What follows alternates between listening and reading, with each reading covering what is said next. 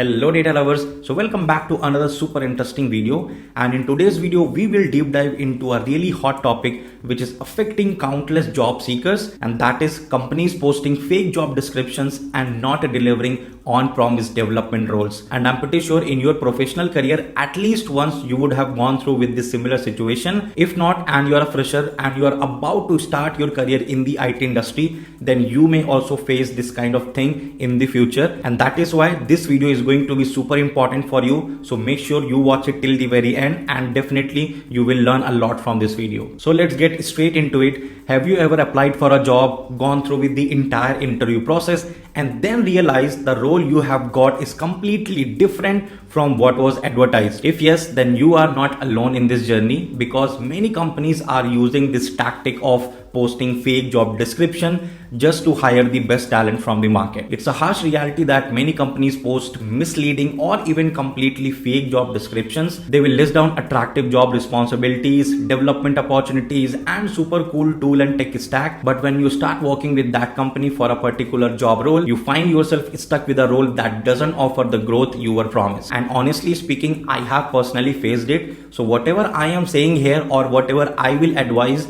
that is personally based on my experience. I remember back in 2019 when I was looking for the job opportunities specifically for the data engineer role, because in my first job I got a good idea and I found my interest towards the data engineering job profile. So I thought, let's try to find hardcore data engineering job profile, and I applied at multiple companies, and there was one company, I will not take its name. They hired me for the software engineering role, and when the interview process was going on, and even when I got the call from the recruiter, I showed my interest for the data engineering profile, that even if I get hired, I would be much more interested to work on those projects where I can get more and more exposure on big data and data engineering. And they said, yes, okay, whatever skill set we have listed down that are closely related to the big data and data engineering and also the job responsibilities, so you will be getting those kind of projects which are completely aligned with your interest. And that was the reason I was also very much interested to interview at that company. So everything went well and I cracked the interview. But on the day of joining, initially induction will happen where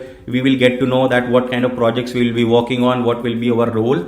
That time I got to know that I will be working as a Java developer, and I was completely shocked because they promised me that I will be working on big data and data engineering related projects. As an entry level fresher, that was a really tough situation for me. I was thinking too much about it, what I should do, what should be my next step, but I did not want to compromise with my career and job profile. So within 4 days, I quit that company. And after that, I got a really good opportunity to work as a data engineer with Paytm, where my experience was really good. And after that point onwards, I never encountered this kind of thing. I even interviewed at big tech firms, even worked there, but never faced this kind of situation because I was self-aware and I started following few really important tips before appearing in the interviews and even after cracking the interviews, which always helped me to not get into these kind of situations. So whenever you find yourself in this kind of position, then here are the few tips which you can follow. First is do your own research. So whenever you apply for a job role, be it any kind of company, obviously you will go through with the job description, the responsibilities and tech stack. But before that, your first action should be to collect more and more information about the role and company. And for that, you can use the platforms like Glassdoor, Blind and many more. On these kind of platforms, you will find thousands of reviews from different folks.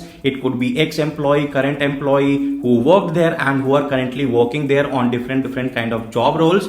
Also, people who interviewed in that kind of company for a particular job role, they also post their reviews, and it will give you a better clarity whether you should interview in that company for that particular job role or not. Apart from that, you will also get the idea about the company culture, salary, leadership, management, HR department, and how is the behavior of different teams and colleagues, and many more relevant information which will help you to decide whether this is good to go or not. Second is ask the right question during the interviews, and this is something which is really important, really helpful, and I would recommend that everyone should follow it. So when you go through with the interview process, obviously you meet different people, sometimes junior engineers, senior engineers, lead engineers, and obviously the manager. So every time you should ask the right question, because those guys are working in the company, they might be working since a very long time. So it's always good to ask about the expectation, like what would be expected in this job role, what are the growth opportunities, what kind of projects I will be working on, what kind of standard tool and tech stacks we are following. So it will give you a good perspective of their thoughts as well, and you will get some good clarity. And most important thing, ask as many as questions you can during the hiring manager round, because this would be the opportunity for you to know more about the manager, company, project, development opportunities, growth. Also, manager would be much more interested to know more about you, and that would be the very best opportunity for you to set your expectations in front of the hiring manager, so that he is pretty much aware that what you are expecting from this particular job role. And sometimes I have seen candidates making these kind of mistakes where they do not ask any type of question in any of the interview round, and honestly speaking, this is your loss. Next is network with the current employees. So if you want to know more about a company culture and how employees are working there, how much they are enjoying, so it's always better to interact with those kind of employees who are currently working there. Now your questions would be how you can find those employees who are working in a particular XYZ company and even XYZ job role. So it's better to use platforms like LinkedIn. So if you already have a solid network on LinkedIn, and let's say you interviewed at a company XYZ for some ABC role, so what you can do, you can simply type the company name in the search box, and as soon as you open the LinkedIn page of that particular company, you will be able to see if there is any mutual connection of yours who is working in that company. So directly you can talk to them. If not, then there you will also get a list of employees who are currently working in that company. So you can start networking with them, send the connection request, and slowly and gradually you can start talking to them. So you can simply ask them that recently you applied in their company for this particular job role. So what is your experience so far with the company? How much you are enjoying your current work, your current project? What are the growth opportunities, and is there any pros and cons of joining this particular company? So in that way, you will be able to get a transparent picture of that particular company. And next is be vocal and take actions accordingly. So let's say even after following the previous steps, you are not able to save yourself, and unfortunately you are working in that kind of job role where growth opportunities are not good and it is not according to your expectation. So your first action should be talk to the management, talk to the leadership, and talk to your manager that when you got interviewed for this particular job role, the responsibilities were shown in a different way, development opportunities were shown in a different way, tool and tech stack, everything. But when I started working in this particular job role, I do not find it according to the promised things. So just tell them your actual expectation, and after hearing those points, if there is no such opportunity in the current team, then ask them that you would be interested to explore different opportunities in other teams which are much more aligned to your expectation. And in this way, you will be able to get the internal switch in the current organization itself. And you have to take these kind of decisions very quickly, because if you are already stuck in that role for 6 to 8 months and then you are making the internal move,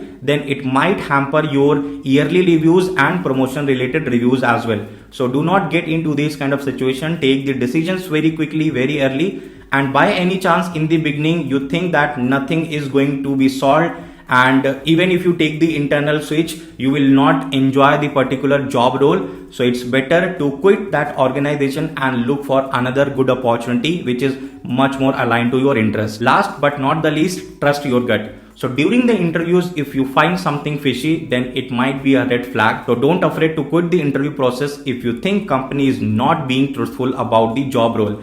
In that way, you will be able to save a lot of your time, also their time as well. Unfortunately, some companies will definitely try to take the advantages of job seekers, but by following these steps, you can definitely save yourself and find a job role which is much more aligned to your interests. So at last, if you have also encountered such kind of fake job descriptions, then share your experience in the comment section. It would be really interesting. So that is what I had for this video. If you find this video insightful and informative, then give a thumbs up for better reach so that other people can also save themselves from these kind of fake job descriptions. And also don't forget to smash the subscribe button and press the notification icon. I will see you guys really soon with another interesting video. Till then, just keep exploring data.